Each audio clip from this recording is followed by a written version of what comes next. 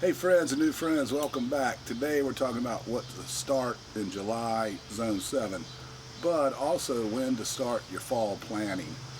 We're going to start, well, here's what we got. We're breaking it down into leafy greens, then tubers and garlic, and brassicas. So we'll start with brassicas. Most brassica seeds you can start in July, inside or outside. If they're shorter day to mature, you can wait and probably should wait till August, and that mitigates, it lessens the possibility you get a premature bolting, you know, get a lot of heat there in August, September if you start them in July.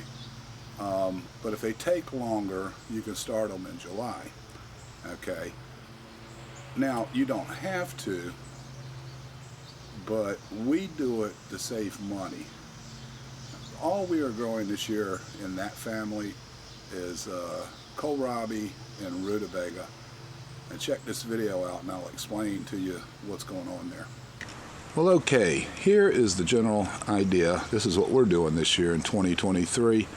There are 5 rows of 5 plants, and that's 3 rows of kohlrabi and 2 rows of rutabaga. So 25 plants total, obviously, 15 kohlrabi and 10 rutabaga. And so if we lose anything, we have the backup plan of August, September. Simply go to our local nursery and get replacements. You'll also notice there's a shade cloth on here. This is the west side, gets a lot of heat over here, driveway, fence. So we try to keep direct sun off the plants most of the time to give them a chance to survive. We literally are in the dog days of summer, if you follow the astrological chart.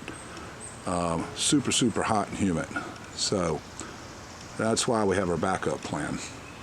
So that's it. If you don't want to start by seeds, just wait till August and get your brassica starts. Your local nursery, independent nursery, you know, that's their business. They should have that stuff available for you.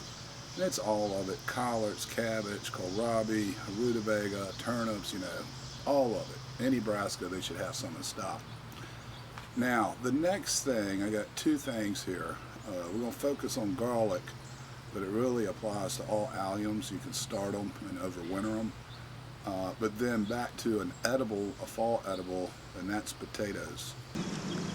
Now this is a potato bed we started this year. So we've put in another 5 pounds of Yukon Golds. And so those will be fall edibles, and we started those, oh golly, just, well, those went in on the 4th of July, actually. They sure did. So they'll be ready in about 90 days to 110 days. Now another thing to do, fall garden-wise, is to start your garlic after the equinox. We start ours in October. And that's what this bed is reserved for. Again, it's 4x4, just like the other side. And we'll see. I think I can get, I know I can get at least 60 in there, but I might be able to squeeze 74 in there. And that'll give us enough that we can put up, store for the long term, make powders and all of that stuff. But it will not be pulled until the summer of 2024. So if you look at our west side setup here, right, it gets the morning sun, gets a lot of heat during the day, and then it gets evening shade. There on the left is where the garlic will go. Again, that's not to be pulled until next May or June. In the middle will be this fall's brassica, kohlrabi, and rutabaga. And then on the right there will be our fall Yukon Gold potatoes. Now back to timing, leafy greens, you don't want to seed them in July because they're surely going to bolt. It's too early, but later summer, August, early September, you can do it. You don't want to go too late. And remember, just a general idea on this channel, know your frost date. Look it up. You can go to my webpage or you'll find all kinds of stuff. Farmer's Almanac, you can go there, enter your zip code, and it will tell you specifically the 70th percentile for your frost date. So it's not so much when you start compared to, say, the summer solstice. It's really about the frost date, okay? And you're backing off of the frost date and then, you know, taking your risk at that point. If it's 70%, you're always taking a 30% risk.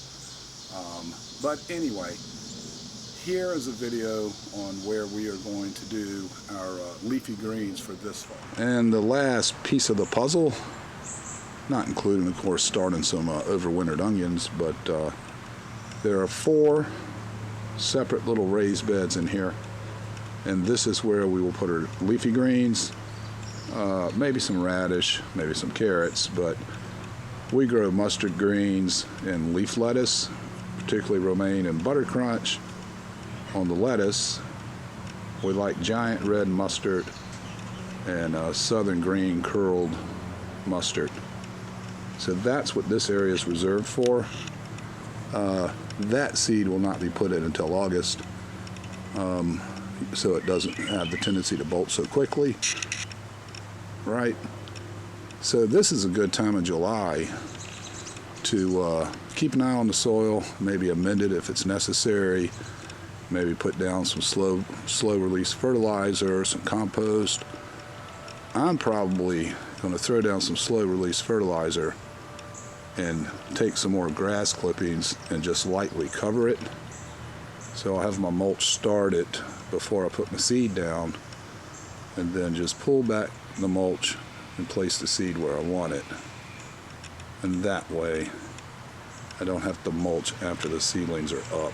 And there are more videos out from this channel, August and September. For the rest of it, you know, your carrots, your radish, things of that, you know, root crops and other stuff. But that's pretty much all you can do in July. In Zone 7 are those brassica seeds, but you don't have to. You can just wait till August and get starts from somewhere else. Please subscribe if you're new, and drop comments, everybody, and what are you starting for the fall. Nice season. It's the best season. If you do it right, you don't have to worry about the bolting and all that stuff. It's good stuff. We'll see you on the next one.